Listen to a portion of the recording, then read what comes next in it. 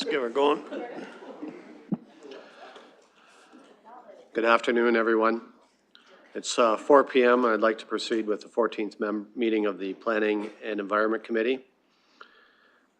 Please check the city website for additional meeting detail information. Meetings can be viewed via live streaming on YouTube and the city website. The City of London is situated on the traditional lands of the Anishinaabe, Haudenosaunee, Lenapehoik, and Attawandaron. We honor and respect the history, languages, and culture of the diverse Indigenous people who call this territory home. The City of London is currently home to many First Nations, Métis, and Inuit today. As representatives of the people of the City of London, we are grateful to have the opportunity to work and live in this territory. The City of London is committed to making every effort to provide alternate formats and communication supports for meetings upon request. To make a request specific to this meeting, please contact PAC-PEC at london.ca or 519-661-2489 extension 2425. At this time, I'll look for any disclosures of pecuniary interest. Seeing none, I'll move on to consent items. I haven't heard of any requests to have any pulled. I'll look for committee members, see if that is the case. Seeing none, can I have a motion to accept the consent items? Councillor Frank, seconded by Councillor Hopkins. It is now on the floor. Open the floor for discussion. Councillor Hopkins. Yeah, thank you, Mr. Chair. I just want to make a quick comment through you to staff. Thank you for the building division monthly reports. I know we're got May and June in front of us. I just want to mention it was really nice to see our building permits numbers going up. When I do the comparison, I like to not only compare to where we were about a year ago, but also where we have been. And I was just really pleased in the June report to see that our numbers finally in all areas going over the 2020 numbers. And as you know, what happened in 2020, that's where things changed with COVID, and it's really good that our numbers are starting to get up and exceed where we were in the past. Just wanted to make that comment. So through you, I just want to thank staff for the work that they're doing. Thank you. Any other comments or questions? Deputy Mayor Lewis. Thank you, Chair, and through you to our staff.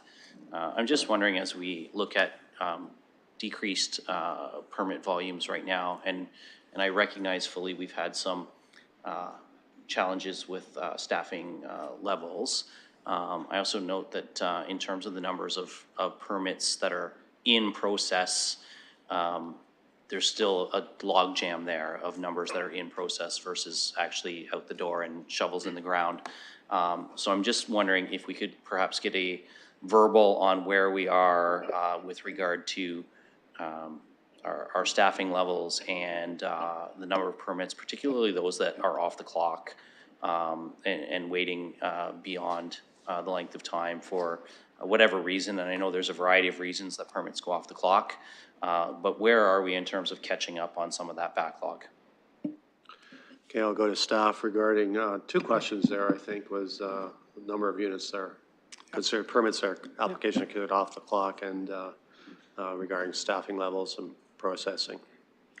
Absolutely. So very, very meaningful and important questions right now. So wanted to let committee know that we're going to be bringing forward a report at the next council cycle. That's going to be an update on our 47,000 unit pledge report. That's going to provide you a lot of that information. So that will be in the October cycle. I'm going to let Peter mention if he's got anything that any of those numbers offhand, but if he doesn't, we will have it in an October report.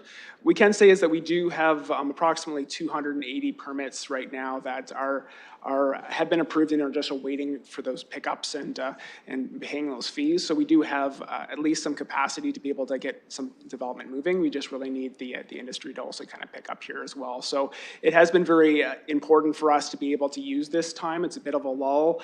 We have some concerns with the number of staffing we have, and the council's asked us to come back with a report to talk about that. So we'll have that report actually also in the October cycle to give you a little bit more information on our capacity.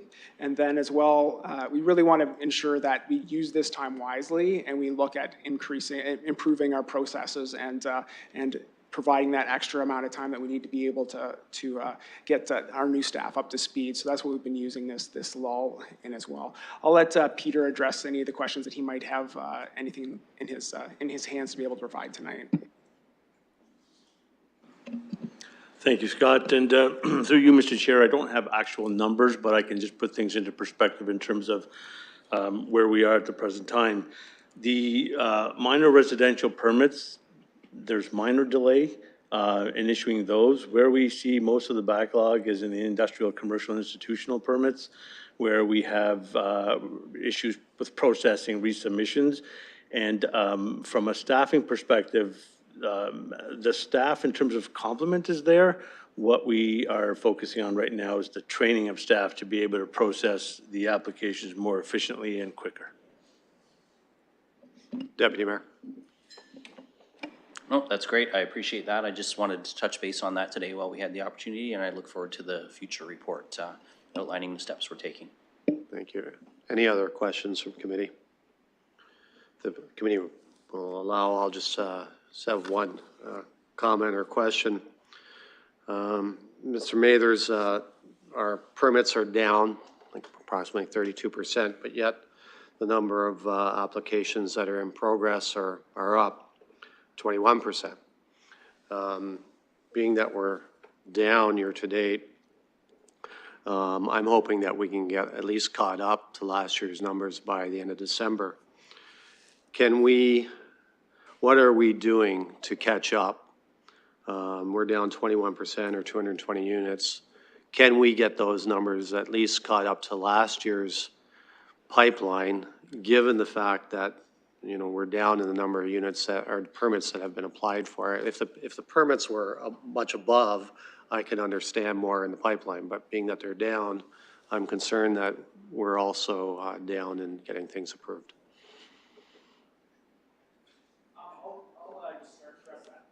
Right. Through the chair, I'll just start to address the question and then I'll throw it off to Peter as well. So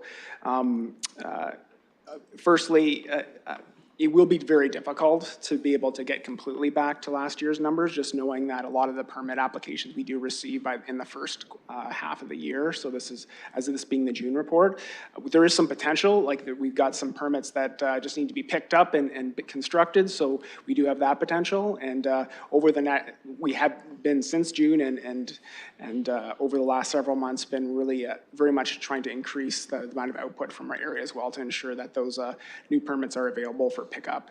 Regarding the differential between the number of permits that are in the queue versus ones that have been approved, I'll have Peter speak to that. Mr. Kokoris. Thank you, Scott. And again, through you, Mr. Chair, just to, again, put things into perspective, if you look at the June report, you'll see that we had 965 permit applications in process as of the end of June. There were actually 29 permits that their applications where fees were owing. So basically all the processing was complete. It's a matter of outstanding fees to be paid, and those permits would be issued the same day. If I were to extrapolate the number of units associated with those 29 permits, that's another 340 units. So if we looked at the year-to-date June numbers only, that 685 would jump up to 1,025. That 1,025 compared to end of January last year would be surpassing those number of units by 17. So maybe what's not captured in the report is the applications under review, how many of those were actually sitting waiting for fees to be paid so that those extra units could be created almost instantaneously upon fee payment. Okay, thank you. My last comment is this, the number of permits applications there in our lesson last year. We think we know why. It's obviously interest rates are driving this. Hopefully, we're at the top of that cycle. And as interest rates come down, demand is certainly there. I imagine the amount of permits being applied for will start to go back. So I'm hoping that we use this time wisely to prepare, if we have time to train, hire, make different changes in our technology as well to be prepared to build when developers are ready to invest.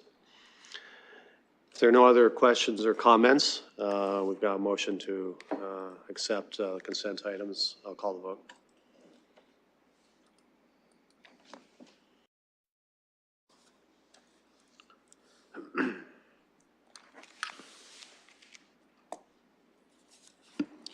Closing the vote, the motion carries 5-0.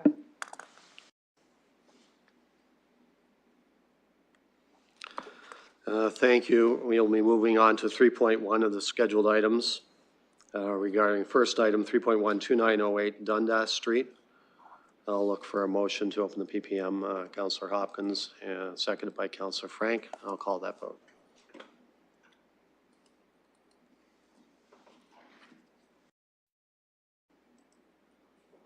Closing the vote, the motion carries 5-0. Thank you. We have the staff report. Are there any questions of technical nature for staff at this time and committee members? Seeing none, then I'll ask clerk if the developer is here, would like to address the committee. Please go ahead, state your name, and you have 5 minutes. Can you turn on your mic, please? Where? Is that on now? Yeah. Good. Okay, my name is Aaliyah Richards. I'm a planner from Zelenka Priamo, and we are here representing the applicant, Amandeep Singh. I want to start by thanking staff for their continued work on this application and processing it. I've reviewed staff's report and recommendations, and we are agreeable. And I would like to encourage committee to endorse staff's recommendation for approval as well. Thank you for your time, and I'm happy to answer any questions the committee or the public may have. Thank you. This time, that's fine, thank you. At this time, if there's anyone from the public that would like to speak to this matter to the committee. So clerk, if there's anyone online. Through the chair, there's no one online. Okay, thank you. Looking at chambers, I don't see anyone ready to speak to this, so I'll look for motion to close PPM. Councillor Frank, seconded by Deputy Mayor Lewis. I'll call the vote.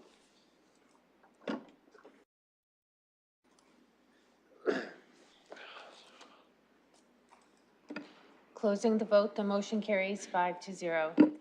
So I'll put 3.1 on the floor now for committee members. Councillor Frank. Thank you. I'm happy to move the staff recommendation. Thank you. Can I look for a seconder? Deputy Mayor Lewis. We have a motion moved in second. Any comments? Councillor Hopkins. Yeah, I'm happy to support the amendment or the application. I do have a question for you, maybe to staff. I understand it's just going to be a field. They're going to be storing the transports there. There's going to be no buildings. What would be the process going forward, if this is approved, to putting a building up? Just Go to curious. staff on that. Through the chair, it would be going through site plan approval. I believe the applicant and the owner have been kind of in discussions with site plan already, but that's where it would continue to. Councillor. Yeah, thank you for that information. I have another question as well through you about the landscaping. I'm pleased and thank the applicant for the work putting the berm up and the landscaping. Do we know what kind of landscaping, or is that again going to be part of the site plan process? Mr. Paradis. Through the chair, yeah, that would be part of the site plan process. We've just got the special provision to require it on the south and east sides.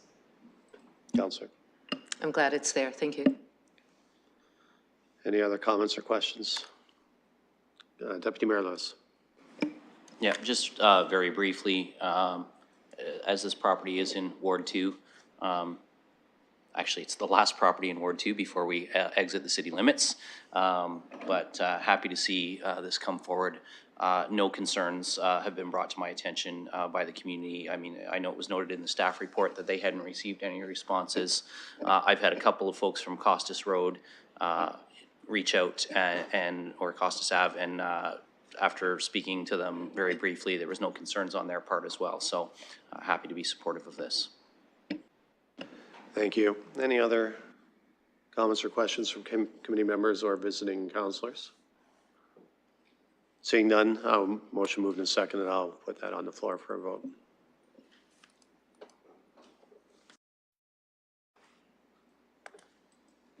Closing the vote, the motion carries 5-0.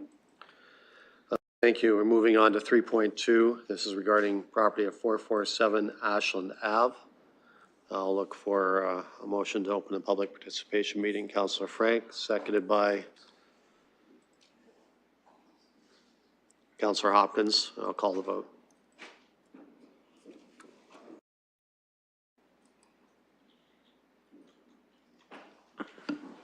Closing the vote, the motion carries 5-0. We have the staff report. Any technical questions at this time for staff? Seeing none, I'll ask if the applicant would like to address the committee. Yes, I would like to address them, please. Please state your name and you have 5 minutes. Yeah, my name is Evan Whitman. I'm a planner with GSP Group. I'm joined today by members of the architect team as well as Extendicare, who will be the operators of the building. The staff report does an excellent job of outlining the proposal, and we thank staff for their continued cooperation and are supportive of their recommendations. I won't be taking the full 5 minutes, but I do want to provide a little more information about Extendicare as well as some background information. Extendicare is a leader in long-term care and delivery, being the operators of 20 facilities in the province, with 4 more under construction in various municipalities. Excuse me. The proposed Extendicare facility is the replacement of an existing aging facility in London. This building is mostly semi-private rooms with some ward rooms. The new facility will be a transformation of that care model, featuring private rooms, state-of-the-art HVAC and security, and 32-bed home areas containing dining room, activity rooms, etc., for residents to live amongst their neighbors and foster a greater sense of community. Care is entirely funded by the Ministry of Health and Long-Term Care and is regulated by the province for affordability. It's important to note that this is not a retirement home. Regarding the site, it's quite a challenging site to develop due to the significant grade change, resulting in ashland being quite a bit higher than the rear of the site. Although there are challenges, our project team has prepared an excellently designed building which screens the loading area from public view, animates the frontages along Ashland and Gleason, and creates a vibrant and functional building, including a significant internal outdoor courtyard area. This project meets an increasing demand for long-term care spaces, and we're working as quickly as we can to proceed to the construction stage of the project. Our team would be happy to answer any questions that the public or committee may have. Thank you. Thank you, Mr. Whitman. At this time, I'll ask if there's anybody from the public that would like to speak to the committee on this matter.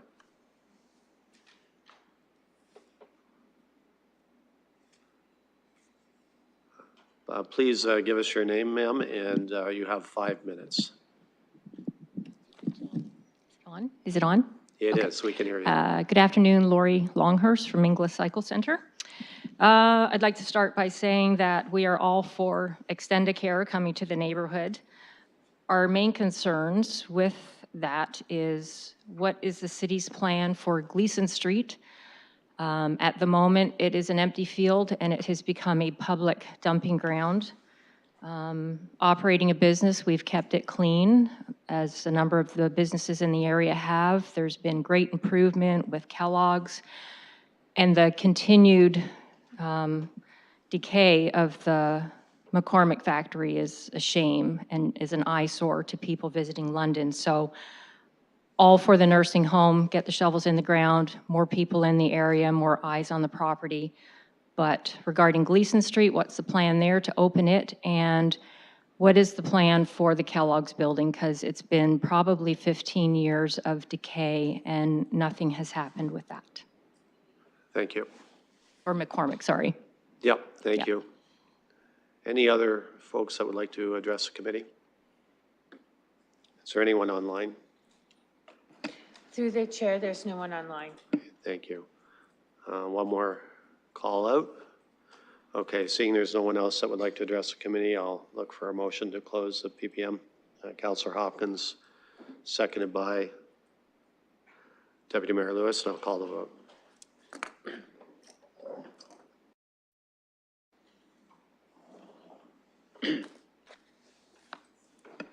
Closing the vote, the motion carries 5-0. Before I open up to the committee, I think I'll ask staff right now to maybe comment on the question that we heard regarding the empty space along Gleason, and perhaps maybe give committee and public an update on where things stand with McCormick development.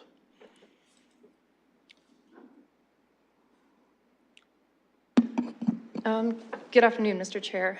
So this site, 447 Ashland, is part of the larger land holding at 1156 Dundas Street. So that includes the vacant lands behind to the north of the McCormick Building itself, and some of the lands to the north of the future Gleason Street.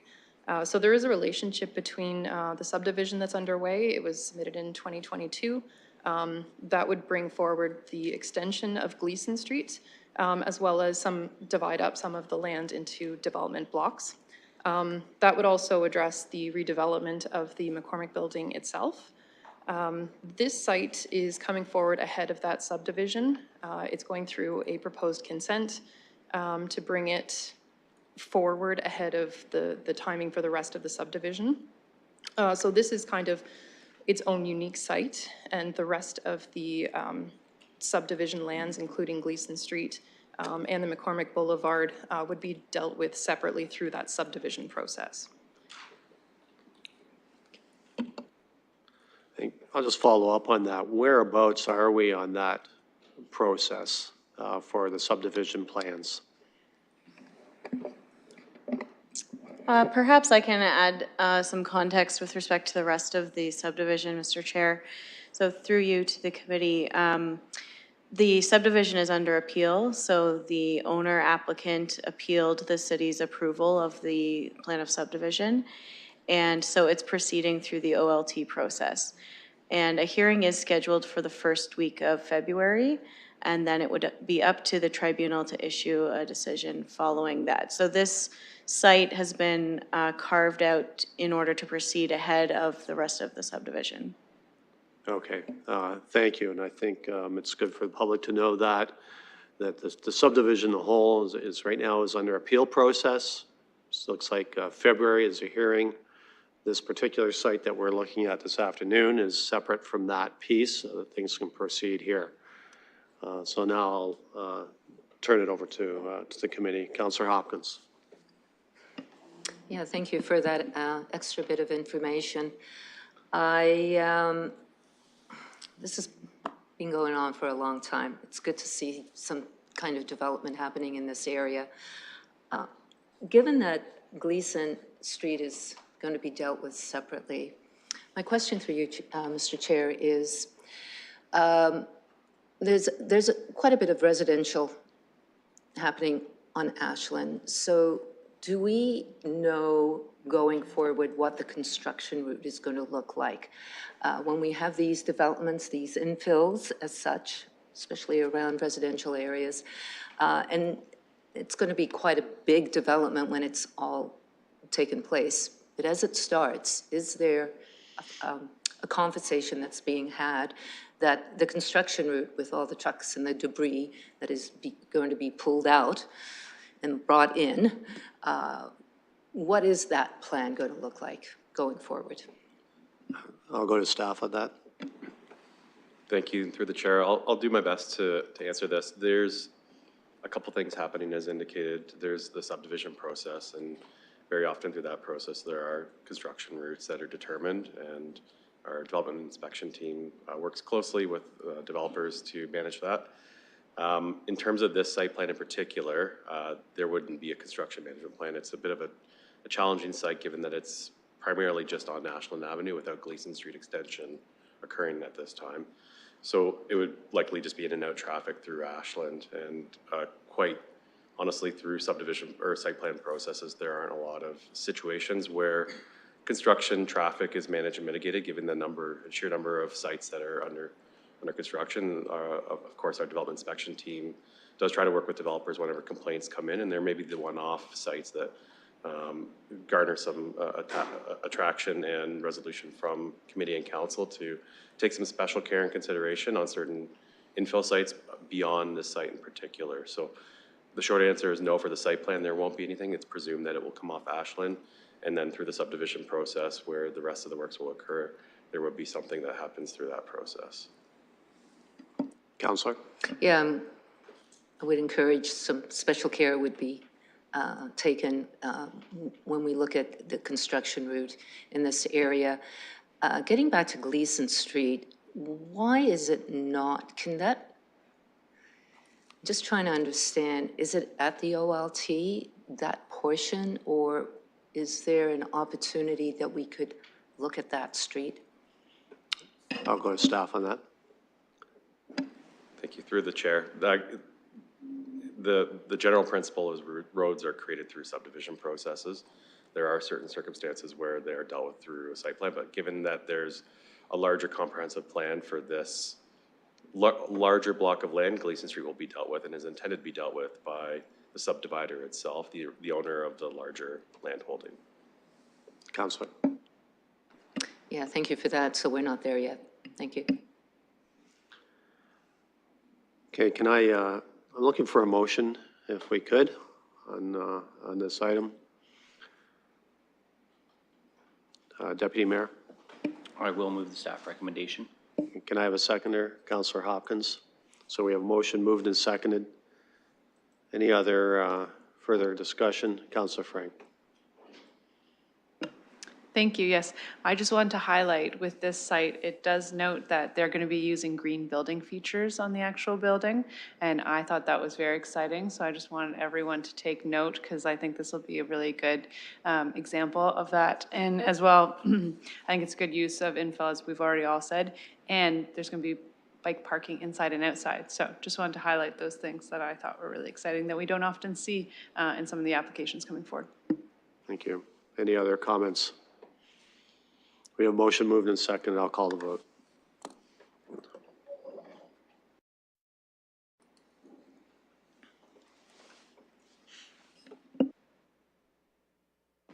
Closing the vote, the motion carries 5-0.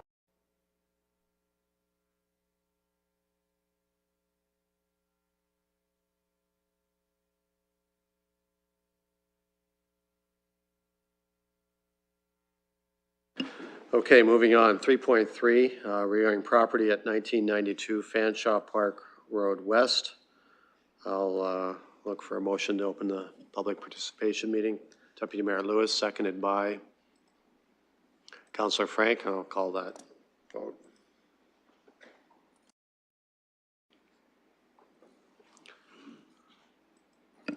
Closing the vote, the motion carries 5-0.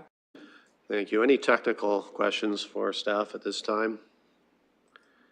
Seeing none, would the applicant like to address the committee? Please give us, you can lower the mic. Thank you. There we go. You can give us your Thank you, name. Chair. You have 5 minutes. Okay. Good afternoon, committee members and staff. My name is Taylor Whitney. I'm a planner with Zelenko Priamo Limited, the planning consultants representing Southside Construction Management, the landowners of 1992 Fanshawe Park Road West. I'm here today hoping for a positive endorsement from this committee for our application for an extension of a temporary use. A portion of the subject lands are currently being used for a golf driving range, a use that has existed for over 20 years without complaint on the lands. The temporary use is complementary to the agricultural planned function of the lands without undermining the agricultural value. We've had the opportunity to review staff's report, and we appreciate their consideration and recommendation for approval. I'm available to answer any questions you may have today, and thank you for your time and consideration. Thank you. Anyone from the public that would like to address the committee on this item? I'll ask the clerk if there's anyone online. Through the chair, there's no one online. Okay, thank you. Seeing that no one wants to address the committee, I will look for a motion to close the PPM. Councillor Frank, seconded by Deputy Mayor Lewis. I'll call the vote.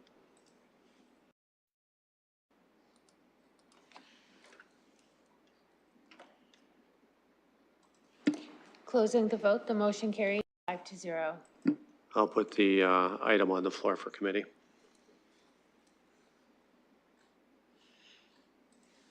Deputy Mayor Lewis. Thank you, Chair. Through you, I'll move the staff recommendation. You have a motion moved, and I got to look for a seconder. Councillor Frank. Any discussion before I call the vote? Seeing none, I'll call the vote.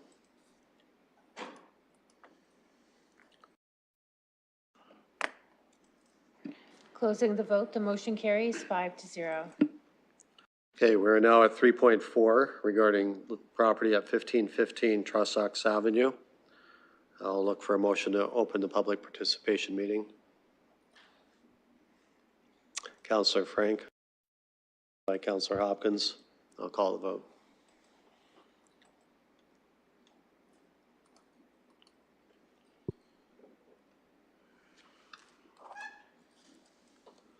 Closing the vote, the motion carries 5-0. This time, if there's any technical questions, now's the time for committee members. Deputy Mayor Lewis. Thank you, Chair, and through you, just a very quick question on the staff recommendation, Part B, subclause 2, removal of surface level parking to provide larger outdoor amenity space and paratransit lay-by. I recognize this is a site plan approval authority be requested to consider. I'm just seeking clarification on where that request to consider is coming from, given that we already have a significantly reduced parking per unit ratio, and that a number of the spots are already underground spots. I mean, it's pretty clear to me, having read the report after we received the agenda, there is no opportunity to remove more surface level parking on this site. So I'm wondering where that recommendation is coming from, or the request to consider in the recommendation. I'll go staff. Through the chair, so based on the existing site plan, the lay-by is not currently up to standards, so that'll have to be adjusted, and likely these parking spaces will have to be removed through that. And we are seeking to possibly achieve a little more on-site amenity. They'll still have sufficient parking if they lose a few spots at surface, so that's where it's coming from. So we're looking for them to consider that through site plan review. Deputy Mayor. So, sorry, I'm genuinely not trying to be combative. I'm just wondering how we can say, given the reduced number of parking spaces already on the site per unit, that sufficient parking will still be available. Because we're not even one space per unit, which is great. I supported the reduced parking ratios, but I am finding it difficult to say that we can consider taking away more spaces when we're already well below the 1 per unit ratio. Mr. Corby. Through the chair, so the bylaw only requires 0.5 per unit, so they're actually above the required parking still, so they do have wiggle room to maintain the zoning bylaw 0.5 by removing a few spaces. Deputy Mayor. Okay. I'll just follow up on that technical question. Is the intent of that request to see if they would expand their underground parking? Through the chair, if that's an option available, that would be an ideal place to put more parking. At this time, I don't know if we know those details of the underground parking, but if they have the ability to add it there, that's another way to make up their parking spaces. Okay, thank you. Any other questions of technical nature for staff? Okay, if the applicant is here, I'll go to the applicant first for their comments. Are they online? Please give us your name and you have 5 minutes. Good afternoon, Chair, members of the committee. My name is Gursimran Saini and I'm a planner with Polarcorp. I have a brief presentation prepared for today. If I be allowed to share the screen. Please go ahead. Screen sharing is currently disabled for me. Can I request the host to enable that? Just a second, please.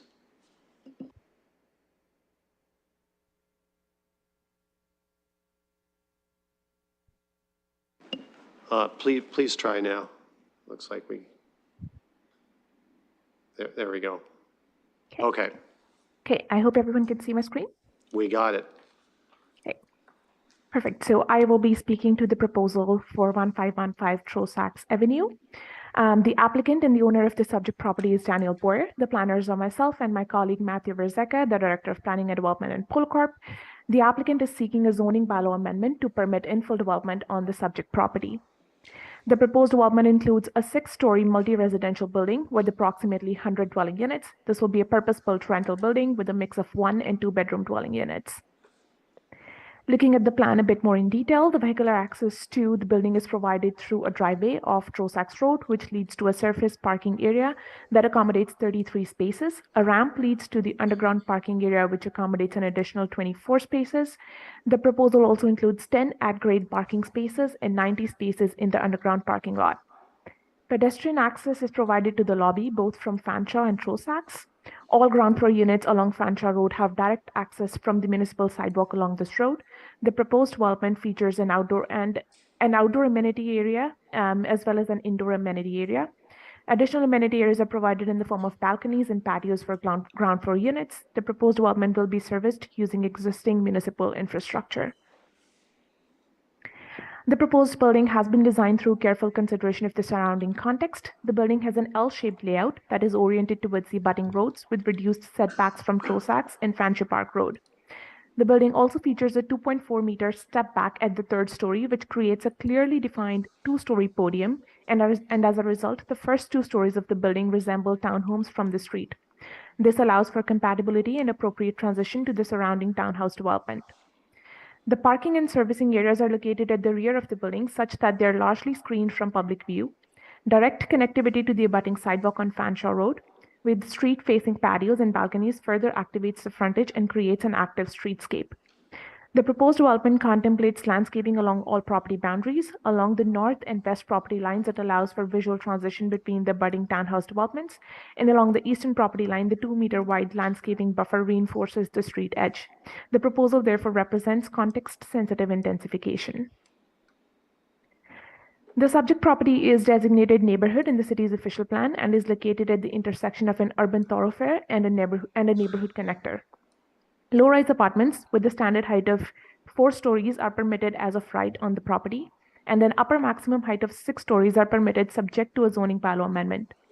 The proposal meets many official plan objectives, including development through infill and intensification, diverse and compatible development, minimal setbacks and street-oriented development. I note here that the proposed development requires a zoning bylaw amendment only to permit an increased number of stories. The height of the proposed building itself is about 20 meters, while the zoning bylaw permits 21 meters as of right on the property. The proposed zoning bylaw applications will provide site-specific exceptions to facilitate the proposed development, including a maximum height of 6 stories, reduced front, rear, and exterior side yard setbacks, increased density, and reduced setbacks for patios and balconies. In reviewing the site and surrounding context, the proposed development is suitable for the subject property as it is surrounded by a mix of dwelling types, including towns, singles, and apartment buildings. The design considerations, specifically the setback at the 3rd to the 6th story, allows for appropriate transition to the surrounding development. The subject property is also surrounded by a range of commercial, institutional, and transit facilities, which make it an appropriate location for the proposed high-density residential development. Overall, the proposed development is a compact infill development that respects the existing character of the neighborhood and contributes to the creation of an active and attractive public realm. The property is well served by transit and conforms to provincial and local policy framework and is therefore appropriate for the site. Lastly, I'd like to thank staff for working diligently with us on this application. We've had a chance to review and are in support of staff's recommendation, and we encourage committee to endorse the staff recommendation as well. Thank you. Thank you. I'll now go to the public. I see you up there, ma'am. Please give us your name, and you have 5 minutes. My name's Roseanne Parent, and I'm a resident at 1535 Trosax. Over the years that we've been at Trosax, there's been parking issues of our own, and we've received parking from other properties such as the townhouses next to us and the apartment buildings, for which we've had to police. We've had the police come out for parking issues from those properties. We've had school buses parked in our or not school buses, but other vehicles parked in our laneway, which is a fire route. We've had, I think that the parking will end up being, there's going to be a lot of harassment on all sides because of the lack of parking, people fighting over spaces. How are you going to control the parking? Road rage. Right now you see a lot of individuals riding their bikes. Okay, that's fine, but there's been a lot of accidents around bikes being hit. I just don't think that there's going to be a lot of spots. And right now, MTE came into our parking lot. They're the engineers. They were there on August the 9th. They parked in our parking lot. I watched them. They walked out the driveway over to 1515 Trossachs. How was that going to work? You know, so I think that there's, you know, you look at the demographics there, the driving, you know, how can you control how many vehicles that a person has, visitor parking. You know, it's just, it doesn't equate to what is going to come. And there's going to be police called on a regular basis to come out. And I do know that they come out to private parking or for private parking issues on private property. I know that in other areas, you've got to have a viable transportation service, public transportation service, which is not here in London. You have property at just down Fanshawe at Cedar Hollow that's been there for 8-9 years. There's no transportation there by the LTC. So to increase it from every half hour to decrease it to about every 10-15 minutes to make it viable, it's not going to happen because there's other subdivisions within the City of London that don't have transportation through them, and they've been there for over 20 years in some cases. So by having your resources of the police coming out to solve arguments, see accidents happening, you know, reporting that, harassment, abuse, I just don't get where it's going to be a viable thing just having so few parking spaces in such a small area. Okay, thank you. Is there anyone else that would like to speak to this issue? Please give us your name, and you have 5 minutes. Yes, my name is Kathy Mello. I do not live anywhere near this proposed construction, but I do have a sister-in-law who lives at 191 Commissioners Road West. It is one of the new buildings that has been built with insufficient parking. It is a constant problem in that building. My sister-in-law cannot leave her apartment after 4 o'clock because she won't have a parking spot to come back to. Social problems galore. It's nice to think that transportation can, public transportation can fill in the gaps, but at this point in time, our transportation system is inadequate for getting everyone around the city. Does City Council propose to have a plan to follow up on the existing buildings to see how that's working out? Because in her particular building, it's not working. There is a lot of problems. Thank you. Thank you. Is there anyone else, please, sir? Give us your name, and you have 5 minutes. Yeah, my name's Marcel Resendez, and I also a resident of 1535 Trossachs. My concern is, of course, about the parking, and you know, this whole thing about the green and, you know, less vehicles on the road, it's a good thing and I'm all for it, but it's not going to work here because I don't think people are going to give up their car for, you know, public transportation when they have to wait half an hour because the buses going on Fanshawe, they come every half hour and that's not going to, you know, encourage people to take the public transit. Also, my concern is being in construction for 45 years. That site is probably going to employ, you know, probably 60 people in there. So where are they going to park? Is there a plan to have the construction workers, a parking plan, like maybe rent a parking area somewhere and shuttle them into the job site? So that's one of my questions on that, because that's, I've worked in construction and I know parking, and people are just going to park at our place. And we are paying a good amount of property taxes and condo fees. And I don't think we should be taken advantage of, because of the thing, like Roseanne said, it already started. The surveyors went there, they parked in our private property in order to work at the site. So that is basically my concern, is the construction, how's that going to be? And there is no way you can tell me that you cannot provide enough parking spots for that area. There's a way to do it, but I guess it's going to be cost the developer more money, and I think that's developer greed that's doing that, because obviously it's going to cost more money to provide more parking spots or lose more units to rent out. And again, that all betrays to money that the developer is not going to get. And thank you very much for listening to me, and I hope we get the resolution. Thank you. Is there anyone else that would like to speak to this issue? Please, ma'am, you have 5 minutes. Give us your name. Go ahead. My name's Emma Cartwright. I am a unit owner at 1535 Trossachs, and my unit actually backs up onto this development lot. I sound like a broken record, but I also have concerns about the parking. Within our own complex, we are allotted 1 spot per unit, and we already battle within our own complex to have sufficient parking. So to have overflow coming from another property, there will be lots of disputes, and we will be eating up city services to resolve them, probably unnecessarily. So yeah, parking is a huge concern to us all. I maybe care a little bit more about privacy. I know there was an amendment application about taking the, sorry, I don't know all the terminology, the clearance from 8 meters to 2 meters along the sides of the property. That basically will have the building sitting on top of my unit, and with the additional request for 6 floors instead of 4, I will have no privacy at the back of my house. I don't understand the reason for such a drastic adjustment, other than, yeah, developer greed, I guess, get more for their money. So yes, that's all my points. Thank you. Okay, thank you. Is there anyone else that would like to address the committee? So clerk, if there's anyone online. Through the chair, there's no one online. Thank you.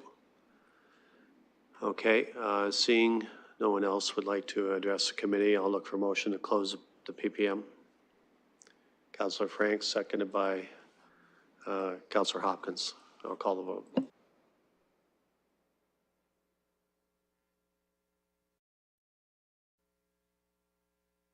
Closing the vote, the motion carries 5-0. Thank you, and I'll go to staff on this one, and we might probably defer to the developer, but what are the plans for construction workers parking? Being that I don't see any parking around the site, and I do understand the concerns raised today about a parking lot right around the corner, essentially, that was already used by engineers of this particular site. Through the chair, so at this point in the process, we don't determine kind of where the construction vehicles are going to go. That could be determined later on, but I will go to the applicant for assistance if they have plans for that yet.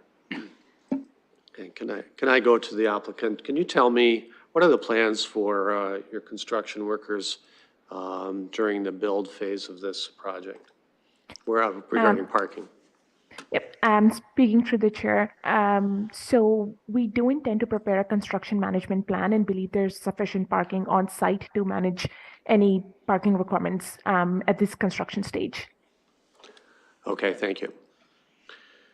Okay, I'll open the item put on the floor for committee members at this time.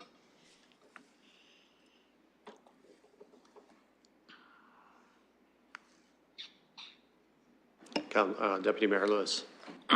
While being mindful of the fact that we need to speak within 5 minutes, I'll move the staff recommendation to get the discussion going. See if there's a seconder for that.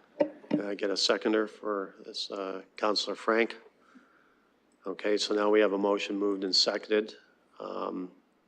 Any discussion or questions at this time? Councilor Frank. Thank you. Yes, I do have two questions to staff. I noticed on the chart, I forget which page, but it said there's not going to be any tree removal, which makes sense because I looked at it, it's just a field of grass. But it did also say non-applicable for tree planting, and I just wanted to confirm, it looked like from some of the photos there would be trees planted, so I'm just getting a sense of what the location of some of those trees will be. Through the chair, we don't have any exact details on the plans for the tree planting. That's dealt with at the site plan stage. There'll be more information at that stage for the project. Thank you. And through the chair, could I get some assurances there will be trees then on that location? Thank you. I'll go to staff. Through the chair, yes, there would be trees planted throughout the site in accordance with the site plan control bylaw, about one for every 15 meters at minimum. So we certainly be looking for that. Of course, the one challenge that may be present would be the presence of underground parking, which then does preclude some plantings depending on the depth of soil that's available. So we'll continue to work with the applicant as that goes on, and that's something that's regulated in our bylaw. Councilor. Thank you, I appreciate that. I just wanted to check, 'cause the non-applicable, I got a little nervous. And then just wondering, I want to put on my broken record for tonight, but I'm just wondering if there's any affordable units or any discussion with the applicant to have any affordable units included in this building? Go to staff. Through the chair, there was no initial discussions with the applicant about affordable housing, but I could defer to them to see if they have any future plans for that. Go to the applicant.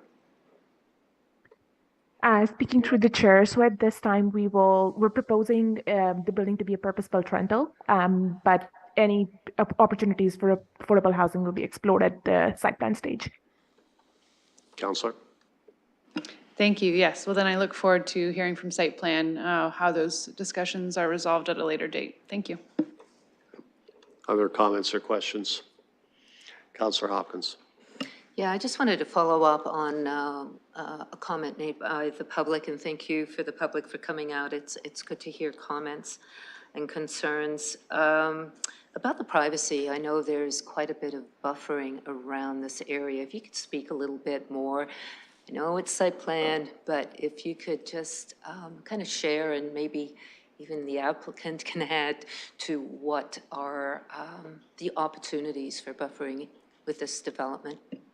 I'll go to staff. I believe the comment was originally was 8 meters, and now it's being proposed as 2 meters. So maybe some thinking behind that, and follow up on the councilor's concerns about privacy. Through the chair, so the rear yard setback, which is, I think the setback that's in question, it starts at 5.9 meters for 1 to 2 stories. And then from the 3rd to the 6th floor, it increased by 2.4 meters for that podium setback. So it's actually at about 8.3 meters for the 3 to 6 stories. So that's to add a little bit more privacy and separation from the 1st and 2nd story, as well as gain some buffering for the neighboring privacy concerns. Councilor. And I know the public is here. Do we know what that's going to look like, fencing or landscaping, or could we just sort of have an idea of what we can look at? Staff. Through the chair, I know that there's going to be some tree planting along that side as well, so that might provide some extra protection for privacy.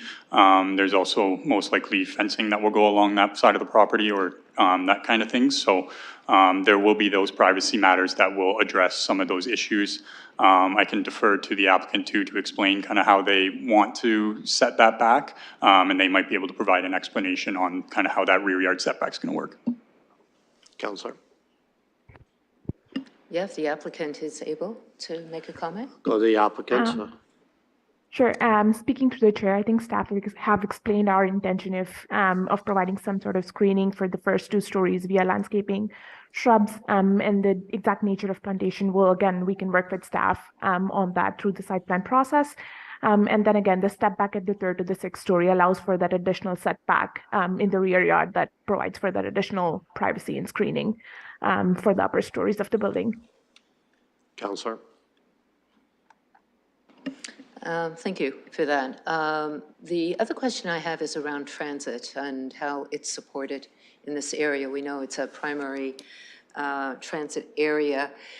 And as these applications go forward and the concerns we hear about less parking in the area, how's London Transit, or how's that information shared with London Transit as we do these infills? In particular, the intensity is quite high here.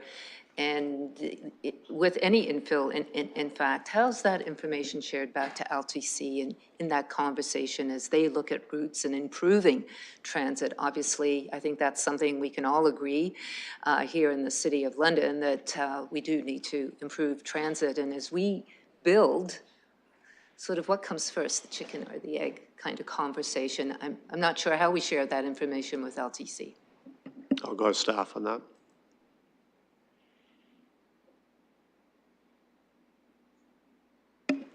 Through the chair, LTC is circulated our planning applications as a commenting agency.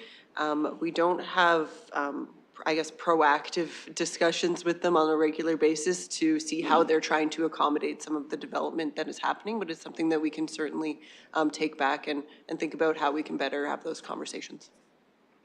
Councillor?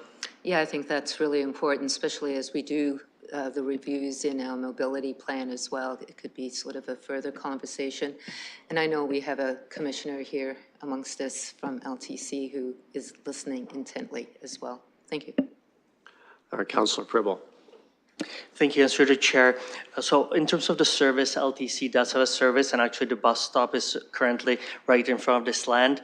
And as the residents, their concern is that the 30-minute interval certainly wouldn't be very efficient and wouldn't be kind of getting people from the cars onto the buses. But LTC is aware of this in terms of the intervals, and you'll see it, our council, with the proposal for the budget, because we will need to have increased number of service hours to decrease the intervals and to get the people from the cars onto the buses. So LTC is aware of it, and the plan is there to decrease these intervals, and not just to this location, throughout the city. Thank you. Thank you. Any other comments or questions? Deputy Mayor Lewis. Thank you, Chair, and through you, a couple of comments that I want to share, and I appreciate the residents' concern around parking reductions. However, we also can't continue to just have what I've described previously as oceans of asphalt for parking. We need places for people to live. And I'd like to ask, through you, Chair, to the applicant, if she's able to indicate their marketing plan for these units. I'm thrilled that they're purpose-built rental, because we know that the purpose-built rental inventory in this city is well below even the lower end of the 3% threshold that CMHC recommends. But in terms of marketing these to prospective tenants, is the intent to have reserve parking available for tenants until it is full up? Or is it going to be on a first come, first serve and leave it a bit of a Wild West in terms of which tenant gets home from work and gets to claim a parking spot? I'll go to the applicant on that question. Speaking through the chair and responding to the committee members. So at this time, we're still in very preliminary design, at a very preliminary design stage, where we're implementing the planning strategy that the city, planning requirements or parking requirements that the city has. We believe that given the fact that the property is on a major road, there's availability of transit, there's availability of active transportation infrastructure, and again, those details of how parking is to be allotted to different units, that'll be worked out as we advance further in the process. Deputy Mayor. Okay, thank you for that, because I can share that I have seen parking reductions work, and I've seen them work in my own ward at 440 Clark Road, where we've got a 65-unit building that has far less than 65 parking spaces available.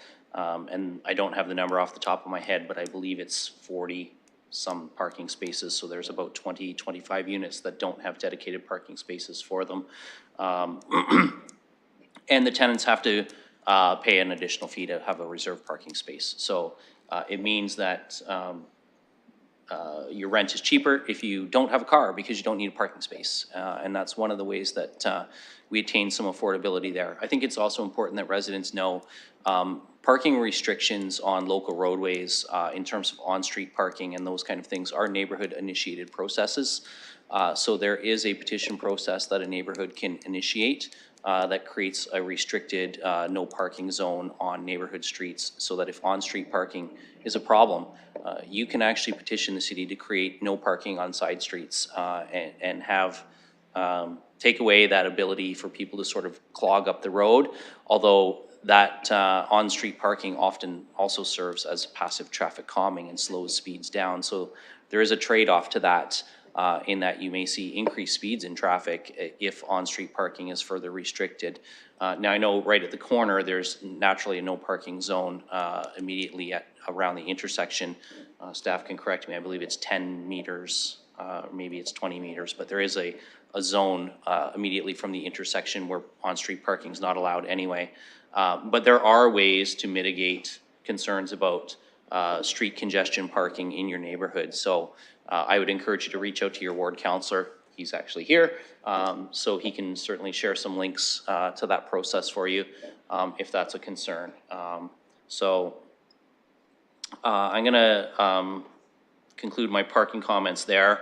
But we see, other than saying, we see all the time apartment buildings, retail plazas around the city where parking maximums are never the reality.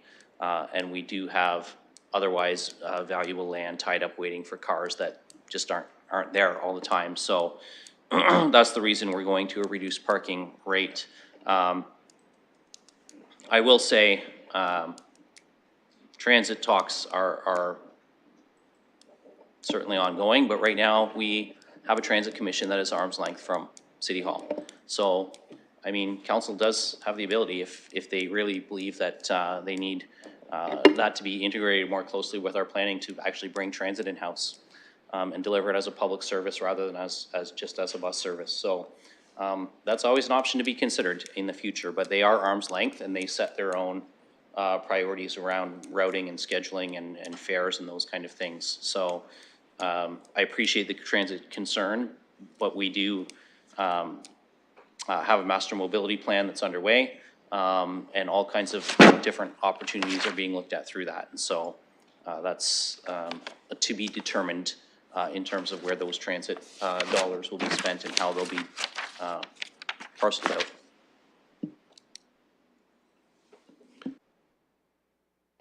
Any other comments or questions for committee? I wonder if the deputy mayor could take the chair. I will take the chair, and I will recognize Councillor Lehman. Thank you. I understand where the deputy mayor is, what he's saying there, and we did make a change to parking requirements so that, you know, we thought it was best to leave minimum parking up to private developers and to determine their needs of how they were going to market their units. My concern here is that when infill comes before us, there is concerns raised about available parking, and it's usually directed at the street. And when the deputy mayor is correct, we can work with residents to change street parking, but I think this is a different case. It was brought up by members of the public that right beside this development, literally the entrance to their condo area, is a lot of parking. And the concern, and I think it's a valid concern, that if there's not enough parking, residents of this particular property will be encroaching on the parking that's right outside their front door. So my question to staff is, what we can restrict street parking and monitor that. We can't do anything about private property, I take it, on a private condo that's right beside it where people are parking that are not residents there, don't have, are not permitted to park there. The onus would be on the private owners or residents, I would take it, of that property. Can you confirm that, please? Through you, Chair, through you, Presiding Officer. Thank you, Councillor Lehman, and I see Mr. Corby's ready to respond to that one. Through the chair, you're correct that it would be a civil matter with the private property owners to remove vehicles that aren't supposed to be parked there. Okay, thank you. Councillor So Lehman? on that note, what I would like to propose to the committee is that we make some change here to recognize that, and that would be removing part 2 of B. So I would like to put an amendment forth that B, which calls for the removal of surface level parking to larger outdoor space and paratransit lay-by, be removed from the staff recommendation on the motion. Okay, so we're seeking an amendment. I'm sorry, I just wanted to check with the clerk. Is Councillor Hill, you're with us online? I don't have, he is, okay.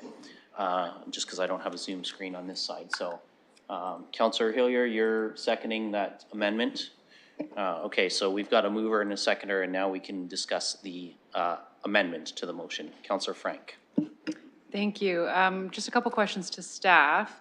So if we do not remove surface level parking for outdoor amenity space and paratransit lay-by, what does that result in for the building?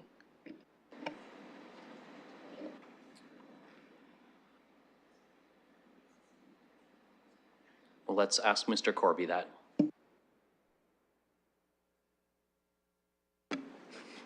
Through the chair, so if you remove it, the paratransit lay-by is still required through the site plan control bylaw, so it will still have to meet our standards, which likely will result in the loss of a couple parking spaces. It just means through site plan control, we won't be pushing for additional amenity space outside of what's proposed right now. Councillor Frank. Thank you. Yes, I won't be supporting this amendment then because it sounds like we will need a paratransit lay-by, which I think is incredibly important, as we have heard for the last 10 months that paratransit is essential for making the city a livable place for people who use it. And as well for the outdoor amenity space, I'm not prepared to lose that either because this is already a very highly dense location with lots of surface parking, arguable about how much is needed or required, but the bulk of this development is already covered in either building or parking. So I will not be supporting this amendment for those reasons. Further, Councillor Hopkins. Yeah, just as a follow-up to the amenity space question, if we remove it, or the opportunity for a larger amenity space, what kind of amenity space would be left here? Mr. Corby or Mr. House? Through the chair, they have a small kind of portion of amenity space at the back of the property right behind the building. So if we remove the opportunity to make a larger outdoor amenity space, that would be the remaining piece that would continue to be the outdoor amenity space. Councillor Hopkins. And how many units in this building for that space that people are going to be living? Just as a reminder. There's 100 units for the whole property.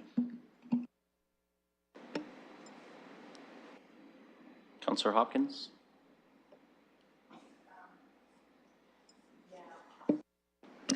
My other question is, I think we're getting into a dangerous situation here as we start setting precedents here, and that's, I'm not sure if staff can answer that question, but, and I know we look at each application in its entirety, but have we gone and changed parking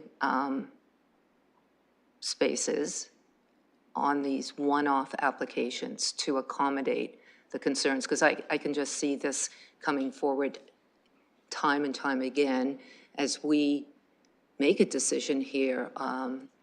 So I'm just, I don't want an answer to a question that I already know.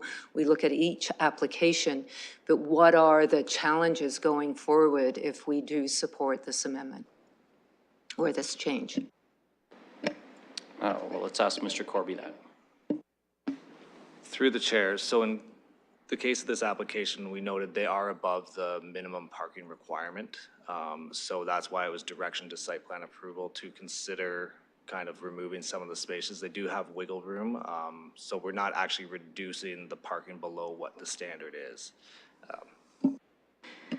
That is good to know, and that's why I will not be supporting the amendment. Okay, I've got, and I didn't time you there, Councillor Hopkins, but I suspect you probably have a little bit of time left on the amendment if you wanted to come back to that. I do have Councillor Lehman and Councillor Frank both on the speakers list, so I'll go to Councillor Lehman first. Thank you. I just want to remind committee that it's not, we're not changing the applicant's request here. It's what we're suggesting from staff. And I think the reason in this particular case it's needed is because I think we have to be aware as we go through infill, the concerns of neighborhoods.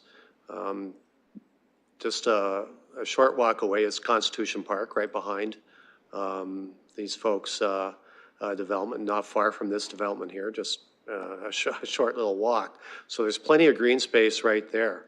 I think what was expressed by the residents bordering this development is their concerns are valid.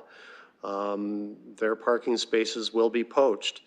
If we are going to be successful in infill, I think we have to do our best to take in concerns of surrounding area. It's not like planning a subdivision where we start from scratch. We're putting in development into the middle of already existing spaces. So I think it's incumbent upon us to take that into consideration. So given that the park is nearby, it's green, plenty of green space nearby, I think not restricting the developer and the applicant and what they initially thought would be suitable for their market, I think that's something I ask everyone to consider and support this amendment. Councillor Frank. Thank you, yes. And I think I will just share that there is the opportunity for the developer to add more parking. They just have to simply do it below ground. And I know that that is more expensive, which is why it's not being suggested. But as per the comments that were earlier, there is more than enough space below ground for, I assume, actually, I don't know what the hydrogeological status is underneath the building, but I can assume that if the developer would like to provide more parking space, they could do it below. So at this point, again, I'm not going to support this amendment because it's removing outdoor amenity space and a paratransit lay-by, which I think are incredibly important to be making, again, the space a good, useful, enjoyable space for the 100 plus tenants that will be moving in. And if the developer would like to provide more parking below ground, that is, I'm sure, something that site plan can discuss with them. So I won't be supporting this amendment. Okay, I have no other speakers to the amendment. If committee will indulge me, I'm going to ask a question of staff from the presiding officer space. Mr. Corby, in an earlier response, you indicated that paratransit lay-by would still have to be accommodated on site in some manner. So just to follow up on that, if this were removed, the paratransit lay-by would still have to be accommodated in some way, shape, or form. What that looks like would be a matter for staff and the applicant to work out as the site plan details are worked out. Is that correct? Through the chair, that is correct, yeah. And just to follow up on that, then, would it be, I recognize that the configuration is tight, but is it something that a change in configuration might potentially, and I don't want to second guess what either staff or the developer may seek to do to accommodate that, but is it potentially something that could be accomplished through reconfiguration rather than a loss of surface parking? Underlining the potentially there, because I know that that's... There is potential that there is no loss in parking. Again, that details will be worked out at site plan. Okay, thank you for that. So I just wanted to check on that because I do think the paratransit lay-by is an important part of that discussion. And so as long as that remains, I will share that I will be personally supportive of the amendment because I do agree, and I did take a look, and indeed Constitution Park is fairly healthy neighborhood park within a very short distance from this property. And the one thing that I'm always cognizant of with the outdoor amenity space features is that they're typically not utilized for recreational purposes. They're often a spot to take the dog out for a pee in the winter, or perhaps somebody who's a smoker goes outside for a cigarette and then comes back in. But these amenity spaces on multi-residential units aren't typically well used. They often are there, they look nice, but they're not terribly functional for the residents, and the neighborhood parks tend to fill that gap much more strongly. And I actually prefer people using the neighborhood parks, because then you get to meet your neighbors a little bit more and have great conversations with people that you might not otherwise interact with. So I will be supporting this. And I've got Councillor Frank back on the speakers list. Thank you. One more question to staff through the chair. So by not advocating for larger outdoor amenity space, how many parking lot stalls or how many parking spaces do you think this will result in providing to the space?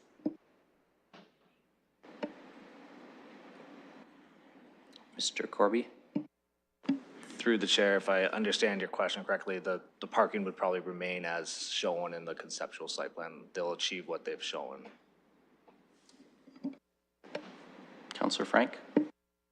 Thank you. So is that like 1 spot, 2 spot, 3 spots? I'm just trying to get a sense of how much, you know, for this effort that we're doing, how many spots we're going to be able to provide to the residents. There will be, through the chair, there will be no additional spots added, but they're adding, so the parking spaces right now is 27 surface parking spaces. So if we remove that, there's going to be no real change to the site plan, so it'll remain that 27 spaces. Councillor Frank? Sorry, perhaps I'm not getting it. So if we don't do outdoor amenity spaces, we're going to have 27 spots. If we do outdoor amenity spaces, we're going to have 27 spots? Mr. House? If there is, through the chair, if there is change to the plan with the additional amenity space, so if we keep that mentioned there, there will be a reduction of parking spaces, most likely because that area will change and will require more. But if there's no change and that part is removed, then there will be no change to the surface parking. Councillor Frank? All right, this did not prove the point I was trying to make at all, but I appreciate the efforts of answering those questions. Thank you. And I'm just going to look to see if there's anyone else wishing to speak to the amendment before I ask the clerk to open the vote. Seeing none, then Madam Clerk, can you open the vote for us, please?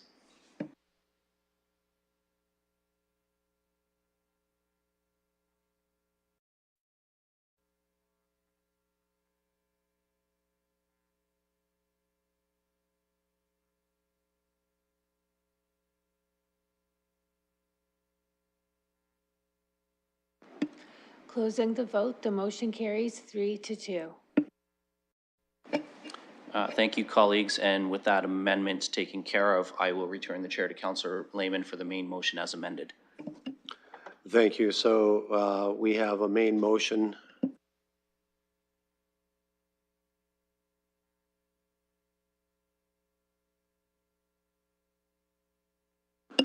So we have a motion on the floor that's been amended, staff report, with the amendment of taking out B2.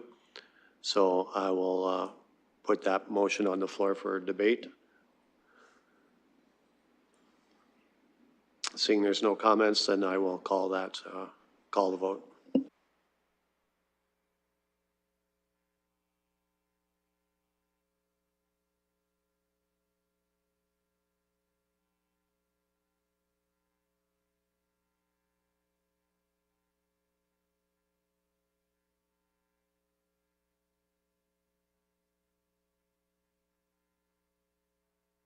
Sorry, I'm going to have the clerk explain what we did. Apparently, we moved the motion as amended.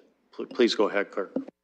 Through the chair, I put it down as you moved the staff recommendation with BII removed. So you moved the amended staff recommendation with Part B.I. only.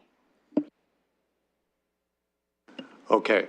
I just want to make it clear, because it wasn't unanimous, and I might have misdirected, because my understanding was that we were voting on the amendment, and then we would then have a second vote on the motion as amended. So, Clerk, can you confirm that that was the case? Because that was my understanding. Okay, give me 1 second. Through the chair, I can do a new motion with just B.I. With the mover and seconder, and then redo the staff recommendation, the full staff recommendation.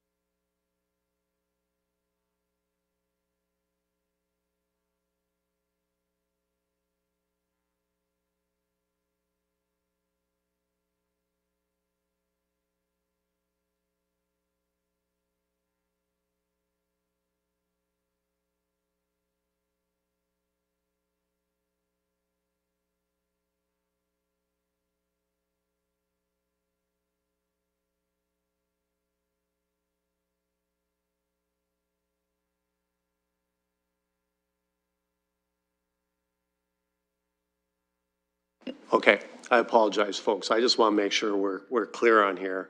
The clerk is just going to take a couple of minutes to make sure we're doing this properly.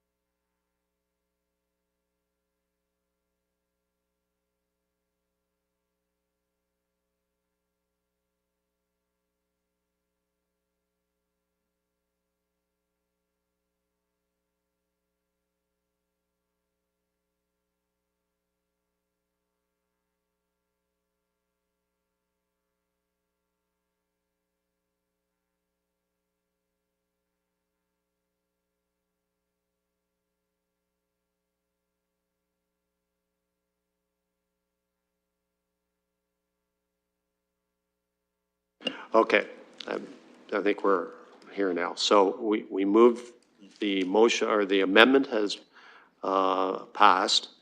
Now we're back to the main motion as amended. So I'm going to look for a mover of the amended motion, Councillor, or Deputy Mayor Lewis, and a seconder. I'll second that. So now we have a new motion on the floor with the staff report amended to remove B2.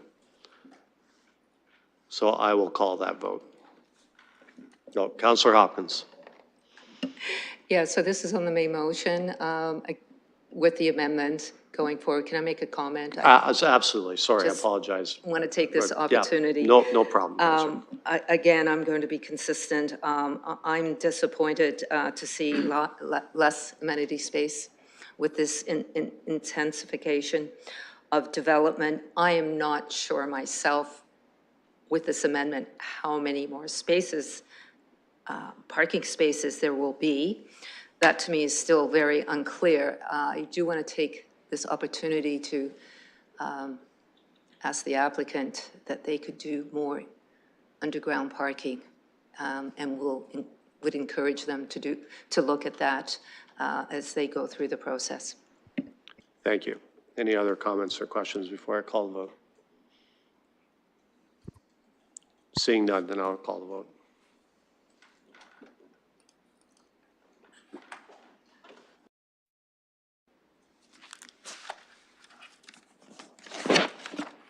Closing the vote, the motion carries 4-1. Thank you. That concludes the scheduled items. We will now move on to items for direction 4.1 regarding council resolution for the Housing Accelerator Fund.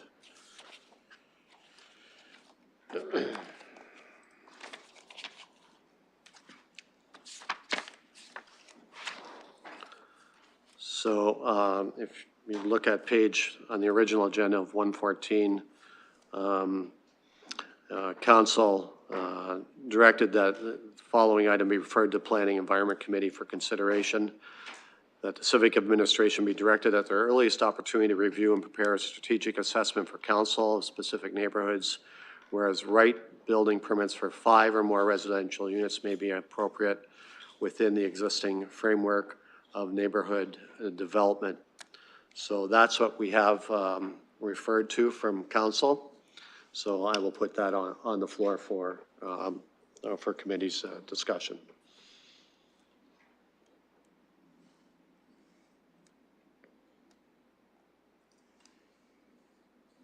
Councilor Frank. Thank you.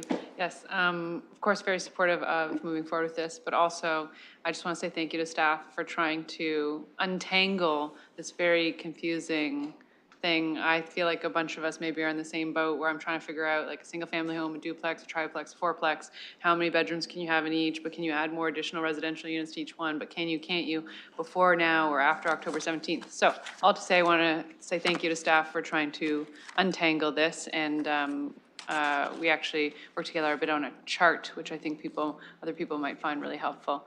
That all being said, I'm just trying to get a better understanding of like a duplex versus a single-family home that has an ARU. And I guess some of the questions I have are about purpose-built versus converting existing homes. And I think that's maybe where I'm struggling the most.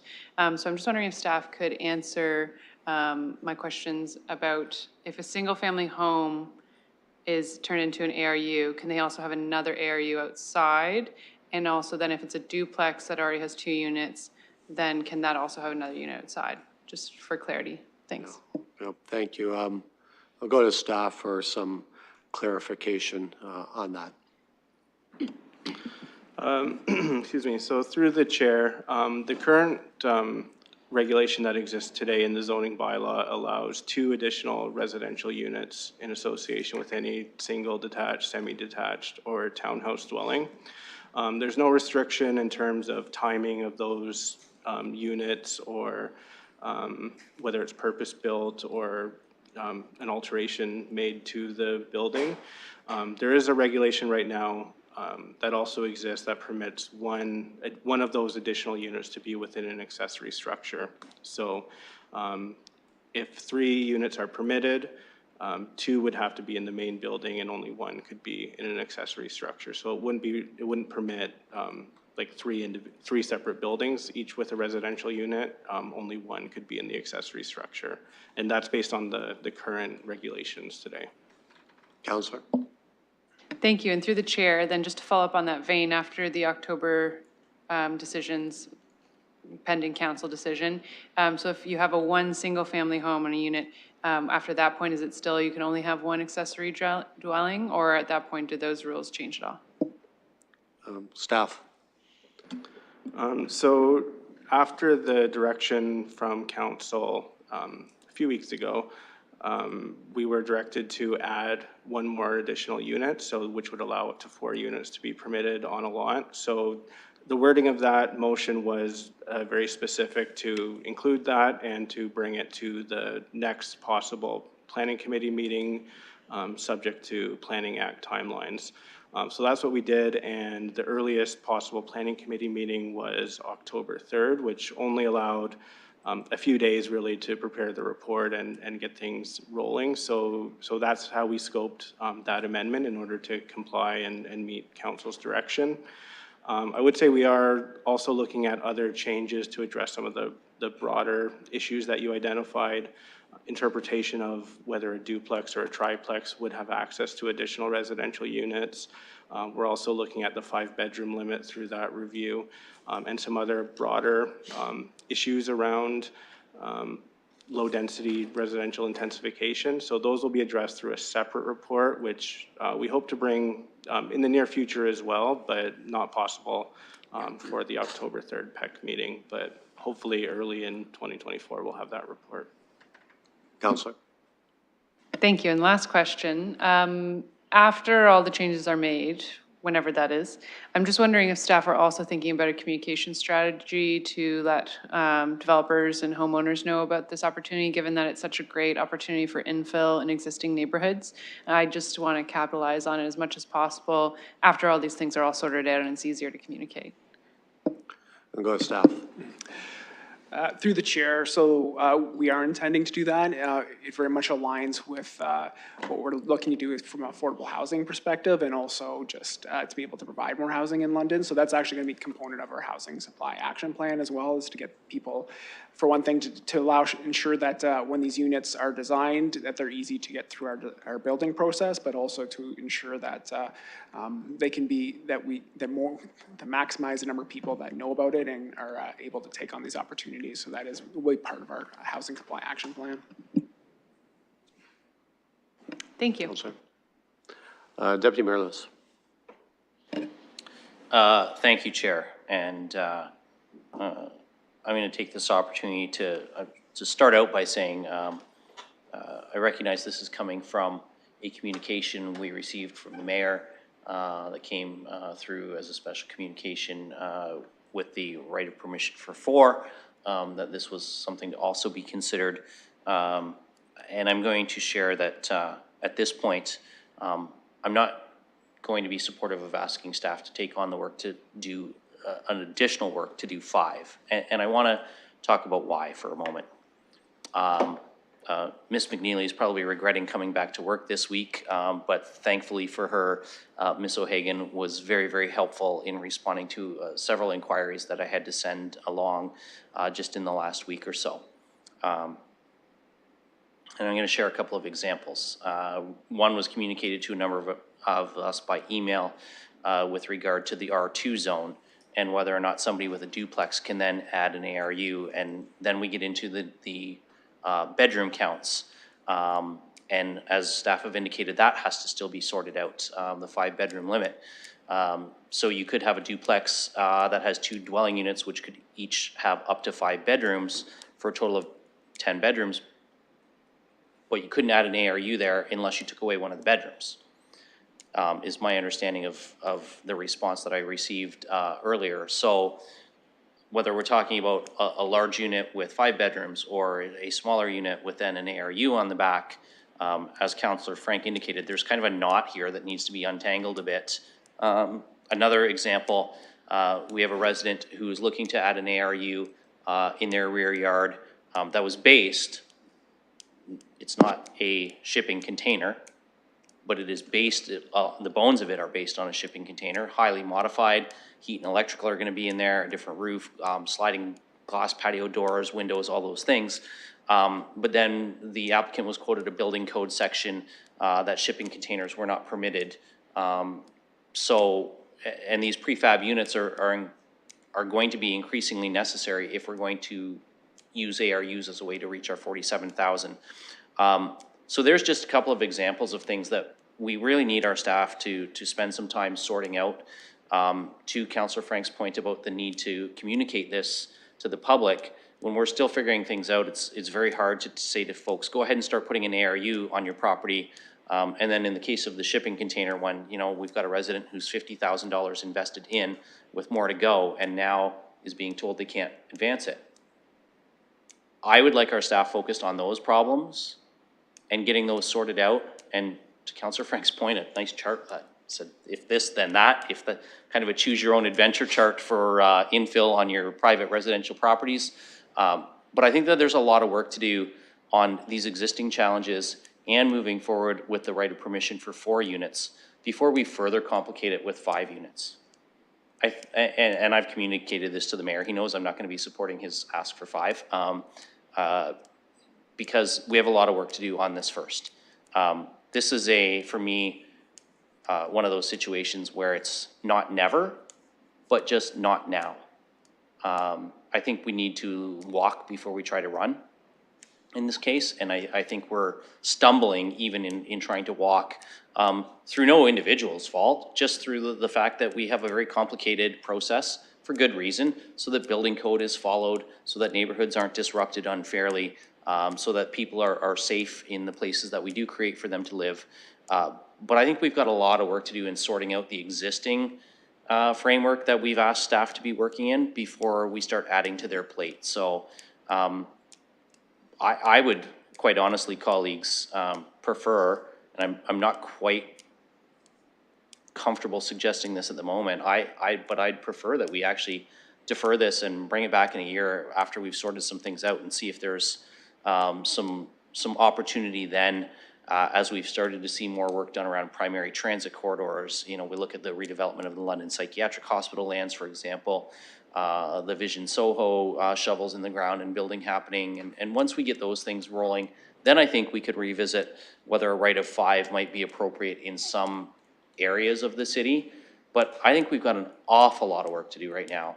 And I think saying we're just gonna put this on the plate for staff to investigate, it's not only a little bit unfair to them, because they will always tell us they will do whatever we ask them to, because that they're great people that way, and they try and really respect the will of council in terms of what we're trying to do.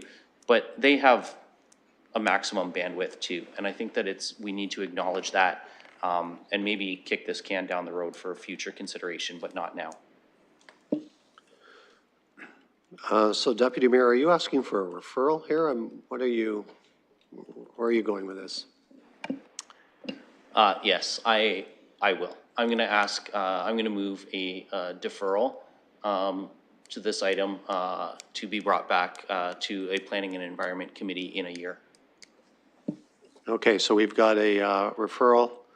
Can I get a seconder for that? I'll second that. And then we've got a referral moved and seconded. Now I'll open the floor for questions. Councillor Frank. Thank you. I have a 2-part question. 1, that's just on the second part, correct? Not the first part. Okay, wonderful. And then 2, so then this will just go onto our deferred matters list for future consideration? I'll go to staff on that question. Through the chair, that would be highly desirable if it was just without that specific timeline, because if we see this as an issue moving forward, we'd want to move it forward, and if it's something that maybe can wait, then that's the proper place for it.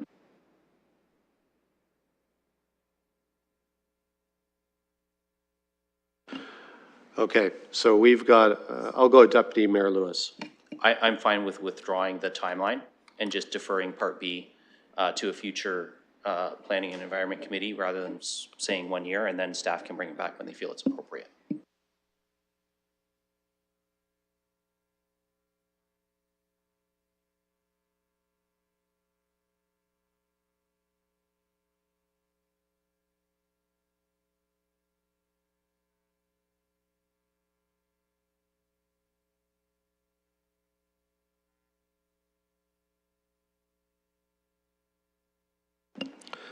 Okay, council has passed A already.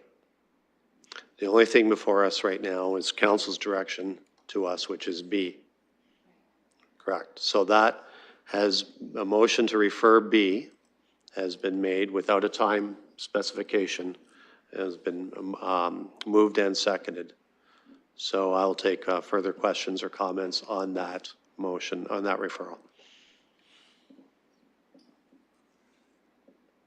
Okay, seeing none, then I'll open the vote on that referral.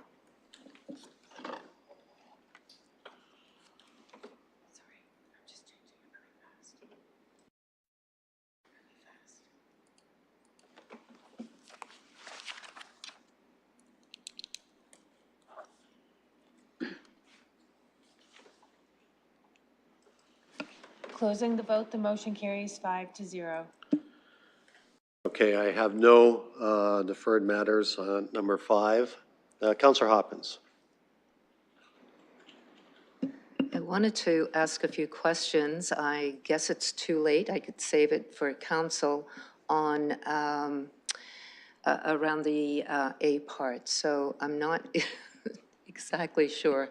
I'm just trying to catch up to what's going on. I know, okay, with the B part, but had not had an opportunity to ask questions on the A part. So, okay, so A was passed at council. So it's not, A is not before us tonight at this committee. I'm not too sure if the It's chair okay. of council. I'll follow up with staff. Okay, thank you. We have no deferred matters. Deputy Mayor Lewis. Actually, Chair, through you, we do have a deferred matter, which is being able to see our deferred matters list. And in the last term of council, it was practiced that the deferred matters list was attached to the end of every agenda. At some point, that has stopped happening. I know that we, the current committee, has added items to the deferred matters list since the term of council started. Now, I do know that the last council tried to clean up as many of the items on the deferred matters list as possible. But right now, without that list at the end of each agenda, it becomes incumbent on whatever councillor has had an item added to the deferred matters list to do the follow-up on. So through you, I would like to ask our city clerks if we can get the deferred matters list just as a matter of process included at the end of each committee agenda.